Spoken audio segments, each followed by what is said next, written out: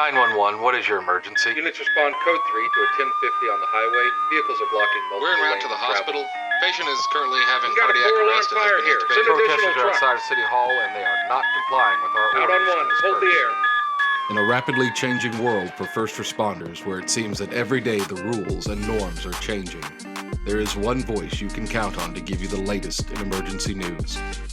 That is Lifeline.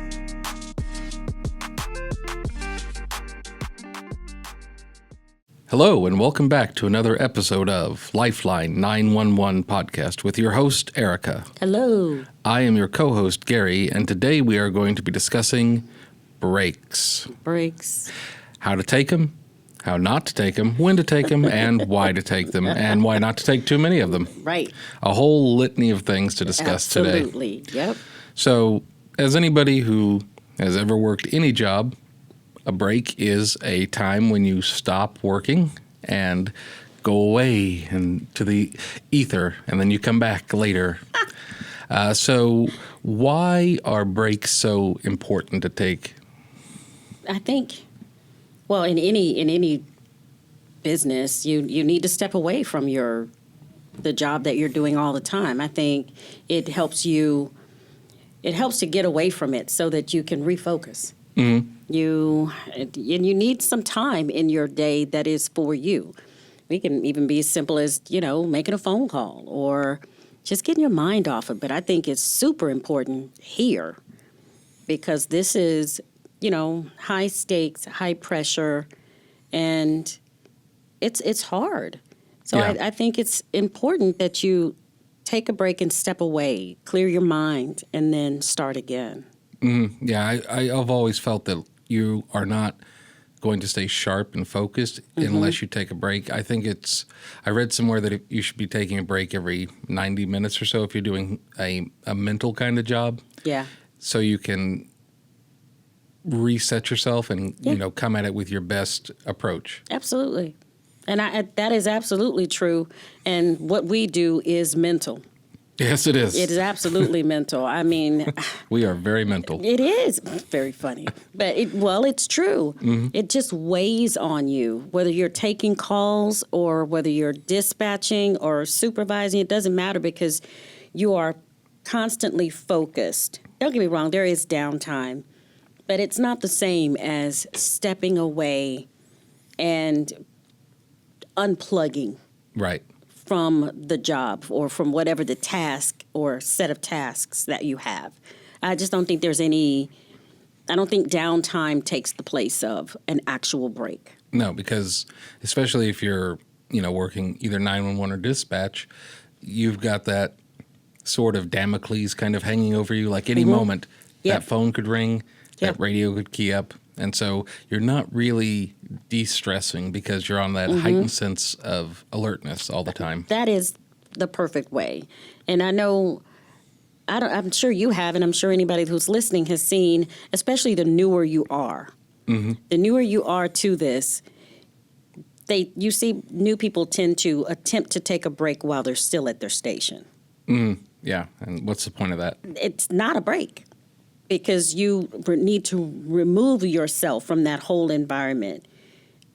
Go outside, take a walk, and they will sit there, and they never really relax. Mm-hmm. You can still see the tension on their face and in their shoulders, even though they're sitting at their station. I don't know, looking at their phone or whatever. It's just not the same. Yeah, and I would think that that's probably a combination of the newer generation really having a hard time developing a work-life balance. So when you're not demarcating, this is my home time and this is my work time, then you're kind of just quasi in the middle of both all the time. Okay. So you're not really 100% engaged at work, and then you're also not really 100% disengaged, which is just... Yeah. In my opinion, the absolute worst way to live your life because, I don't mind being at work, even if I have to work a double or whatever. But when I go home, that's my me time. I disconnect from it. Mm-hmm. I am a different me. Yeah.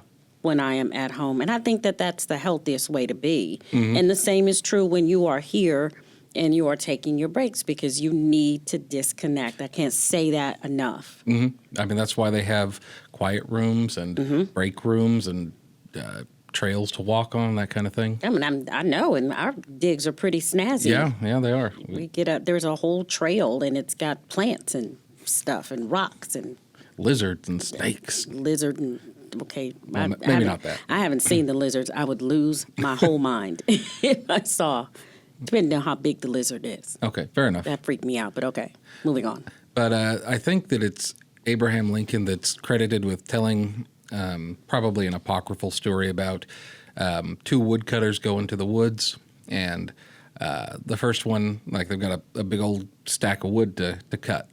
And so the first one just starts hammering it away at it as hard as he can. You know, he's just like he's swinging as hard as he can, as fast as he can, for as long as he can. He's not stopping.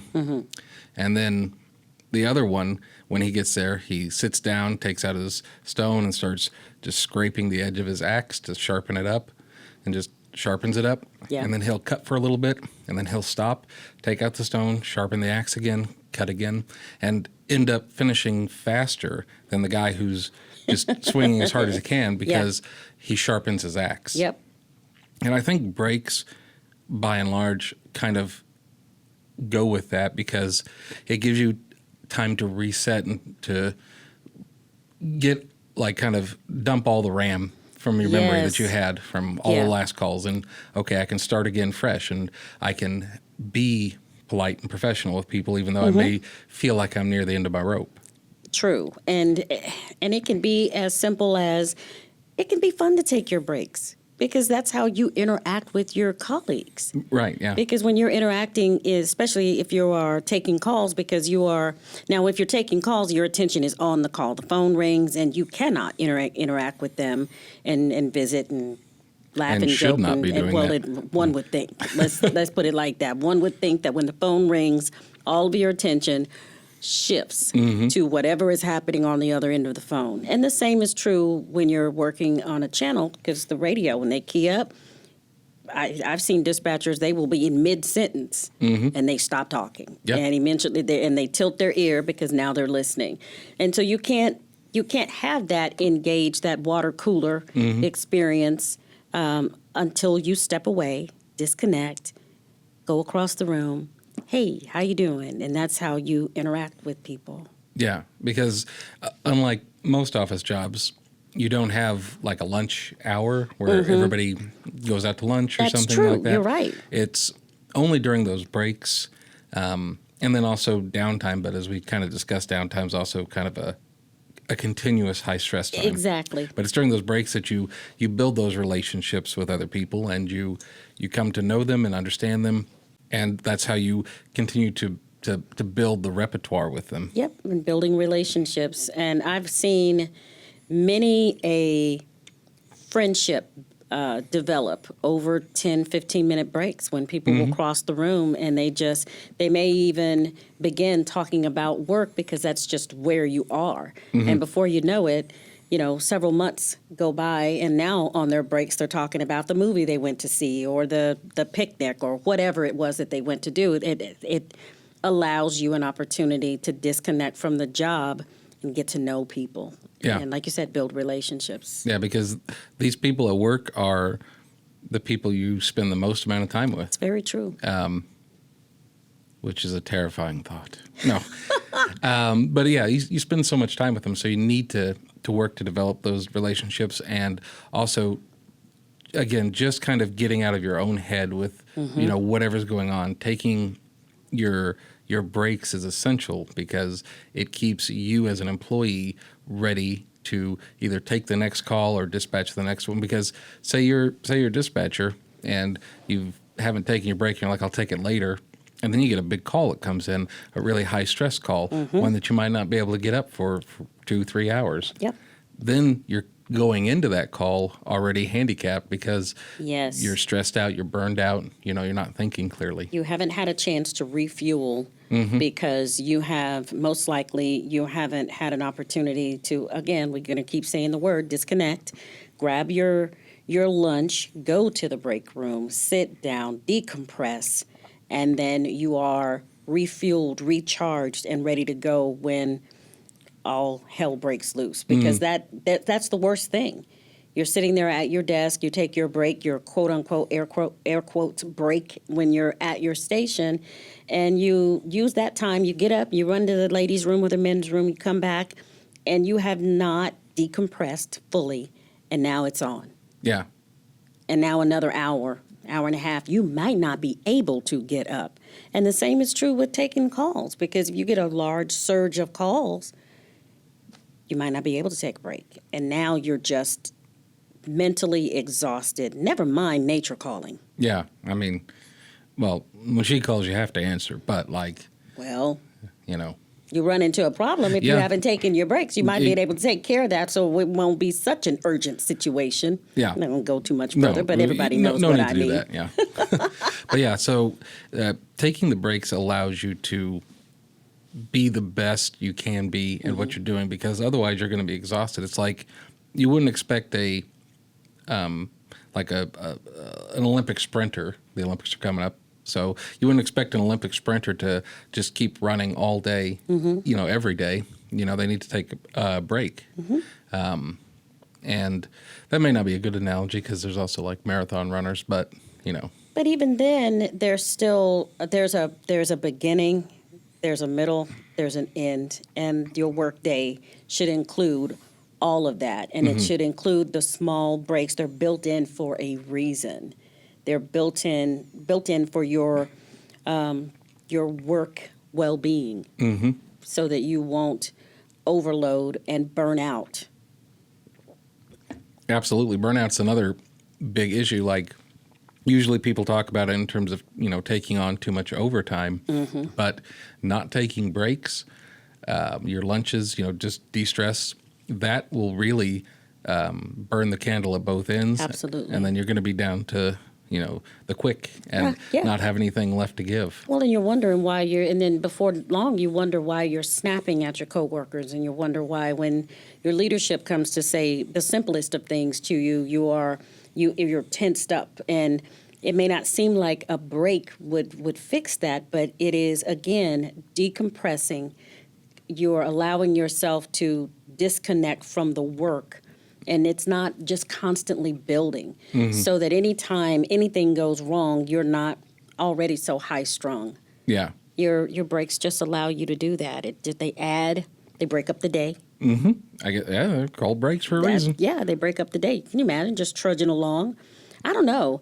I have found myself, especially when I was working a radio regularly, just thinking about it, specifically like rainy days, right? When there's crashes all over the place and the radio's just going to absolute pot, and there's records, you're slinging records and cops and stuff all over the place. And after a while, your call load is in your queue, and it's so big that you can't see it. You can't see it for what it is. It's hard to sift through it because you've had your eyes on it for so long. You get up and you take a 15-minute break or a 10-minute break. The dispatcher sits down behind you or takes control behind you, clears the queue in no time flat. Why? Because they're coming at it with fresh eyes. Yeah. Can't see the forest for the trees. Exactly. Kind of. Yeah. And that's not to say that you're incapable, but you're human. And if you've just been inundated for hours on end, you just cannot be objective, for lack of a better way to put it. Those fresh eyes, and that just means that you need that break. Absolutely, yeah, because burnout is a very real thing, and it doesn't mean you're burnt out to the point of quitting your job. You can be burnt out sitting right where you are. Yeah, and burnout doesn't mean that you're going to quit. It could just mean that you're not going to be giving the best that you can. That's true too. Whether it be something consciously where you're like, I'm just not going to do it, or subconsciously, like I'm trying my best, but it's just not there today. Don't have it. Yeah, and burnout can and does lead to both of those. Agreed. So we've talked about taking breaks, taking the breaks that you need, but on the other end of that is sort of taking too many breaks. Yeah. And I think, when, like, we can all think of people that take too many breaks. And what does that do to them, and what does that do to their coworkers? Well, for me, I think immediately of the person that takes too many breaks is just imagine everybody is, the workload is a pile of dirt. Okay. Right? And everybody has their own shovel. And everybody's shoveling a little and shoving a little to get this pile moved from here to there. If you are taking extra breaks or taking more breaks than you should and longer than you should, and they are continually pulling their load, ultimately they're going to end up pulling yours too. It doesn't get done as fast as it should or as efficiently as it should because you're not there to pull your own weight. It is, it's not fair.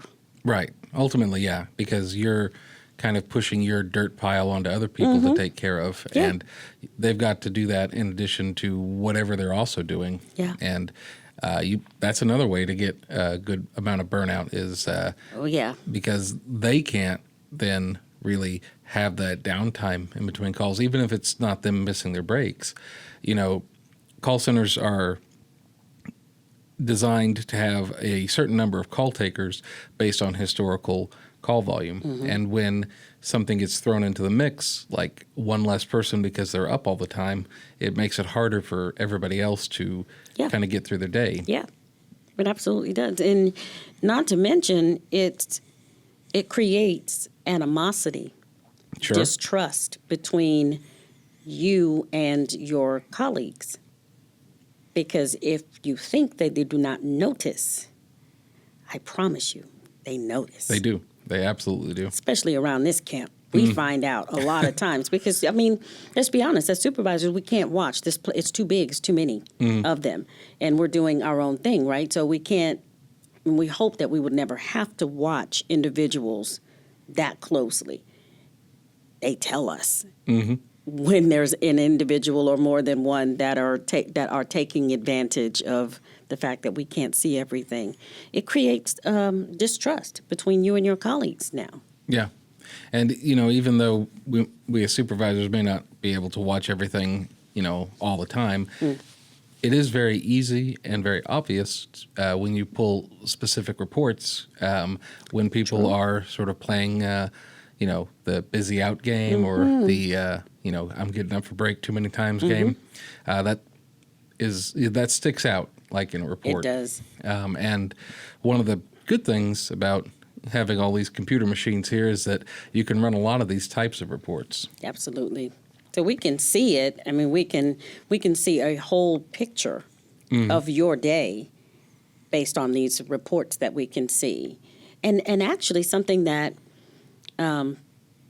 people who do this probably don't realize is you are telling your colleagues and your leadership something about your character. Yes, yeah. About your work ethic, about your, the type of person you are. Yeah. And typically when that's happening, they're not thinking about it in the moment because they're just figuring out it's just a couple of minutes here, a couple of minutes there. It's not going to make a big difference. But then if at any point your integrity or character is ever questioned, what else do they have to base their perception of it on? If you will cheat your colleagues out of the time that they should be able to spend doing either downtime or not as many calls as they should be taking, if you will cheat them out of that, what else will you do? And how honest are you about anything and everything else? Right. Becomes an integrity question, I think. Yeah. And additionally, when you are taking too many breaks and your coworkers have to kind of pick up that slack, then if they're having to take calls back to back, they might subconsciously be trying to take them a little bit faster, and they might miss some things that they otherwise might not. Like if there's a suicidal person, they're going to have that in there. Like, okay, I need to stay on the phone with this person and talk to them, but I also see that there's 10 or 15 calls holding, Yeah. and any one of those could also be another major kind of thing happening. So it puts a lot of pressure on to your coworkers when you're not where you're supposed to be, when you're supposed to be doing what you should be doing. I agree 100%. And you can actually, the same thing is true when it comes to dispatch because, you know, obviously for us, it may not be that way in, you know, maybe a smaller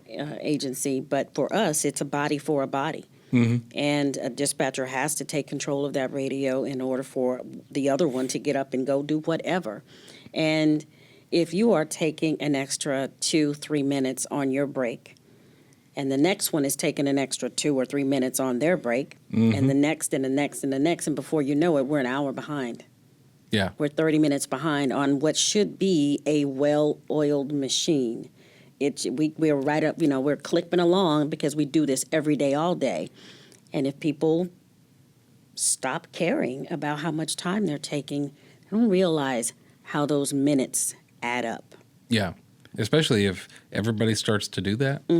As you said, it kind of snowballs. And then instead of having to wait between like 2 hours between like a break and a lunch or something, you might now be waiting 3 hours. That's true.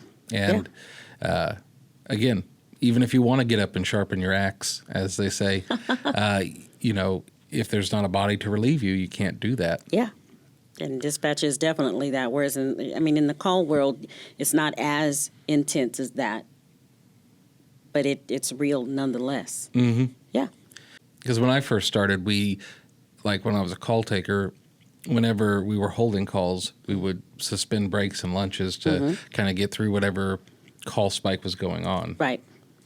But in the last couple of years, with everything that's happened this decade, we haven't really been able to kind of operate like that. It's been more of a, no, you have to take your breaks, you know, when they come because, you know, otherwise nobody would ever be getting up. Yeah, we don't know when.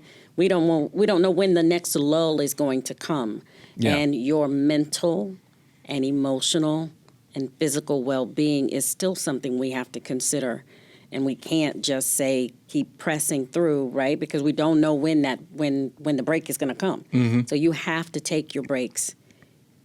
It's just better for everyone. And I think sometimes people feel like if they get up, like when it's really busy, that they're somehow like failing to do what they need to do. I can see that. Because a lot of people that work in this industry really, as we kind of talked about before, have a real strong service mentality to them. Agreed. Yeah, they have that desire, that need, or that drive to help others. They feel like they're abandoning ship, if you will. Yeah. And it's just not true because I need your best self here. It's like, it's a little off, but at the same time, I think it applies. It's like when we say, if you come into this environment and you know you have not slept in 24 hours. Yeah. Because you, just for whatever reason, you're insomniac because you worked night shift and the sun came up and it was just over for you. And you come to work. You're here, but are you really? You're physically here, but are you here? Are you fit for duty? That's a good question. Are you fit for duty? Yeah, you can be here, but are you fit? And while a 10 or 15-minute break or even a 30-minute break doesn't sound like much, if you do that consistently, over and over and over again, you will still find yourself in the same place where the same question applies. Yes, you're here, but are you really? And I will say, like just from personal experience, like a power nap, like it can get you another like 2 hours. It's so true. Yeah. Yep. Me in the quiet room. Yes. Yeah. I mean, it's not a great way to do it, but if like you're in a clutch situation, you can, get 20, 25 minutes of sleep and maybe make it a little bit further. Yeah. But also when you've like skipped your breaks and sort of just like if you're just so exhausted that you can't make good decisions, then you have no higher gear to go into. So true. So if, say, you're just exhausted, you've skipped your breaks, and you're getting 10 minutes to the end of your shift, and then all of a sudden the phone rings and the person's like, I need to report somebody shooting a gun at the mall, and I'm hiding under this, in this closet or whatever, and you hear gunfire. I'm like, it's a major call, and then if you've already gassed yourself, then you don't have anything to pull from to make good decisions on that call. Absolutely. And it might be, and I think that can be almost involuntary sometimes, because I don't know if anybody here has experienced that, but I have been awake so long till my body says, you know what, I'm tired of playing with you. We're going to sleep. I mean, and I wake up and I go, what happened? Where am I? I realized that I fell asleep without consciously thinking, oh, let me lay down and get a nap. The same, it's the same principle. You just can't drive yourself that way, because eventually either your brain will shut down and you're not able to make good decisions because you're exhausted, or you haven't decompressed, you haven't unplugged, or if you drive yourself working too much overtime or any of those things, your body's going to get what it needs one way or the other. Yeah, and it may not take it at the best time. Ain't that the truth? So that's why I think it's important to make sure that you take your breaks, your allotted breaks. Use them because they're there for you to keep you sharp, to keep you frosty. Yep. And don't take too many of them, because then you're just abusing the system. Agreed. And your coworkers might come looking for you. Yeah, they'll find you in the parking lot. Just saying. So, yeah, it's critical to keep yourself, as you said, fit for duty. Yeah. That's a good way to put that. Yeah. Well, everyone, thank you for listening so much. We appreciate it. If you have any thoughts on breaks, feel free to shoot us an email. I'd love to hear about them. From everyone at Lifeline 911 Podcast, I'm Gary. I'm Erica. And we will see you next week. Thank you for watching our production of Lifeline 911 Podcast.